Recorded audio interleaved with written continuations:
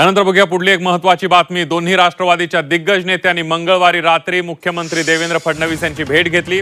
पवारांच्या राष्ट्रवादीचे नेते जयंत पाटील, अजित पवारांच्या राष्ट्रवादीचे नेते सुनील तटकरे आणि प्रफुल्ल पटेल यांची मुख्यमंत्र्यांसोबत बैठक पार पडलेली आहे। जवळपास 1.5 तास झालेल्या बैठकीत दोन्ही राष्ट्रवादीच्या एकत्रीकरणावर चर्चा झाल्याची माहिती सूत्रांनी दिली आहे। तर दुसरीकडे पवारांची राष्ट्रवादी एनडीएला पाठिंबा देणार अशी चर्चा देखील मागील काही दिवसांपासून राजकीय वर्तुळात सुरू आहे। त्या पार्श्वभूमीवर ही बैठकीत चर्चा झाल्याची माहिती सूत्रांकडून मिळाली आणि त्यामुळे पुन्हा एकदा राज्याच्या राजकारणात राजकीय भूकंप होण्याची दाट शक्यता वर्तवली जाते।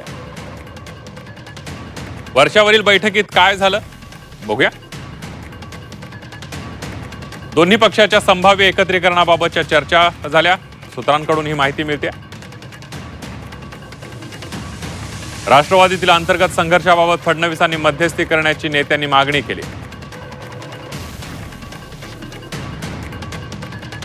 शरद पवारांची राष्ट्रवादी एनडीए सोबत आल्यास महिला आरक्षण आणि मतदारसंघ पुनर्रचना विधेयक संमत होण्यास पाठबळ मिळणार आहे। सत्तेत सहभागी होण्याबाबत राष्ट्रवादी शरद पवार पक्षाची भूमिका सकारात्मक आहे।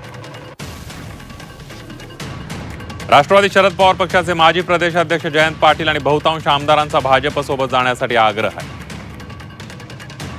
जयंत पाटील यांना भाजप पक्षश्रेष्ठींनी विरोध असल्याची चर्चा आहे। जयंत पाटलांना असलेला विरोध मावळावा यासाठी फडणवीसांची शिष्टाई सुरू असल्याची माहिती सूत्रांकडून मिळते। जयंत पाटील राष्ट्रवादी सोबत जाणार असल्याची ही चर्चा सुरू झालेली आहे।